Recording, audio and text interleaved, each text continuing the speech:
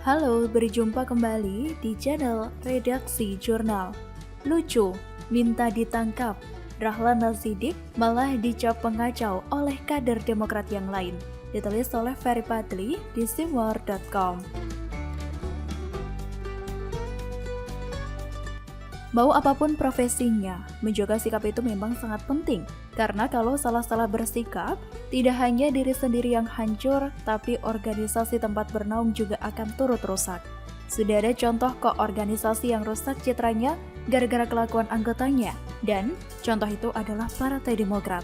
Semua sudah tahu kalau partai ini pernah berjaya pada masanya. Kala itu, Partai Demokrat menjadi partai pemenang pemilu 2009. Tidak tanggung-tanggung, 150 kursi DPR berhasil didapatkannya dari 560 kursi yang ada. Salah satu kadernya pun SBY terpilih jadi presiden 2 periode. Keberhasilan Partai Demokrat menjuarai pemilu ini juga bisa dibilang merupakan keajaiban, karena diraih dalam waktu yang singkat pasca partai itu disahkan tahun 2003. Tapi kembali ke ulah anggota atau kader yang merusak tadi. Bukannya menjaga diri, reputasi, dan nama baik partai, kader Partai Demokrat malah berlomba-lomba korupsi. Tidak tanggung-tanggung, mulai dari ketua partai, anggota Dewan Pembina Partai, Wasekjen, ketua DPP, bendahara umum, dan juga anggota fraksi partai itu korupsi semua. Hingga membuat Partai Demokrat auto dibenci oleh masyarakat. Masalah yang dihadapi oleh partai berlambang bintang Mercy tersebut tidak berhenti sampai di situ saja. Akibat sudah terlalu nyaman diberi keistimewaan di Partai Demokrat, SBY malah berusaha menguasai partai itu dengan menjadikannya partai keluarga Cikias. Coba kita perhatikan struktur Partai Demokrat.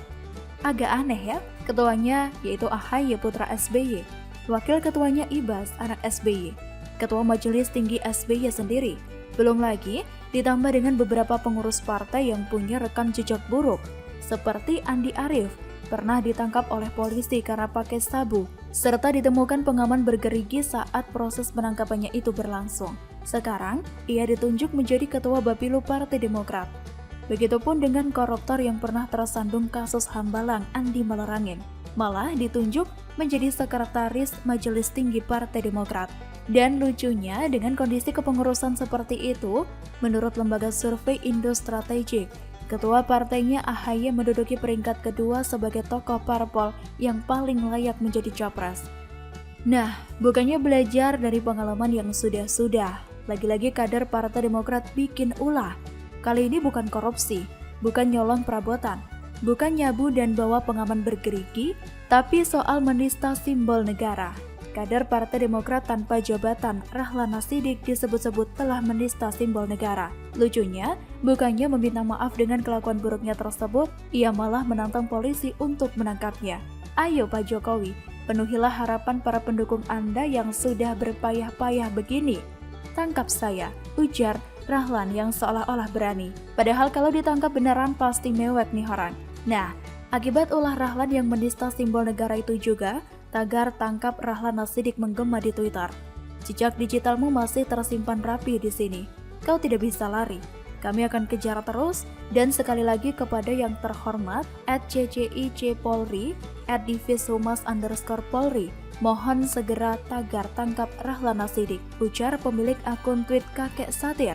Rahlan Nasidik, politisi Partai Demokrat pencecut alias coward. Dia tahu banyak yang marah karena ulahnya melecehkan simbol-simbol negara, termasuk lagu kebangsaan Indonesia Raya dan Presiden.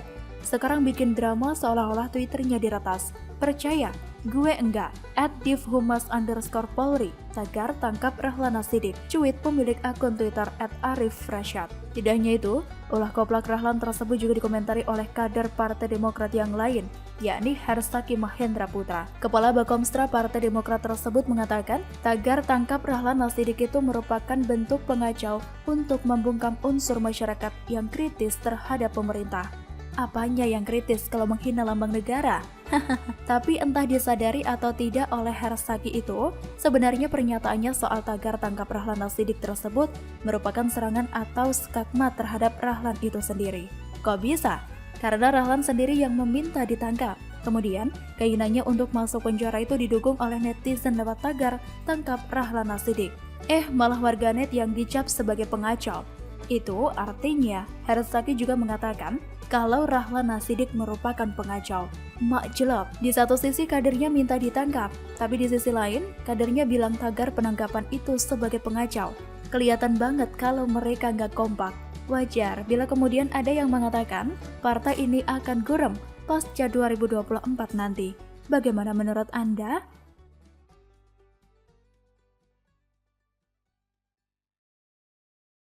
Halo, berjumpa kembali di channel Redaksi Jurnal.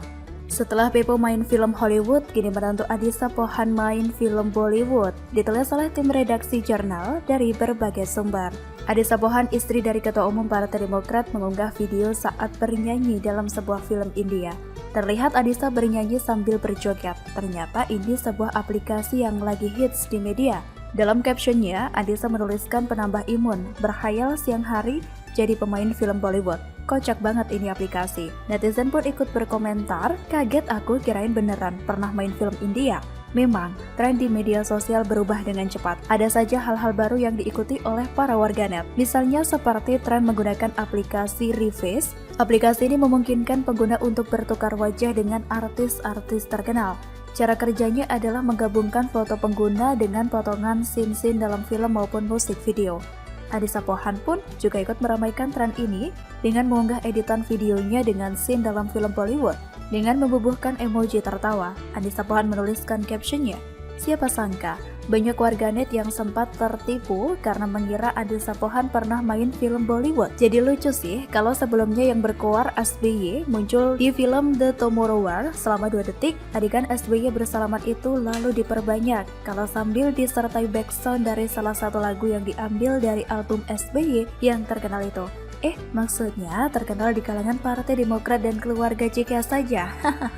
Sesekali bolehlah kita ikut tepuk tangan buat kader Partai Demokrat yang rasanya sudah sampai ke langit ketujuh. Meski di kehidupan nyata tak banyak yang diperbuat SBY setelah tak lagi menjabat sebagai Presiden Republik Indonesia.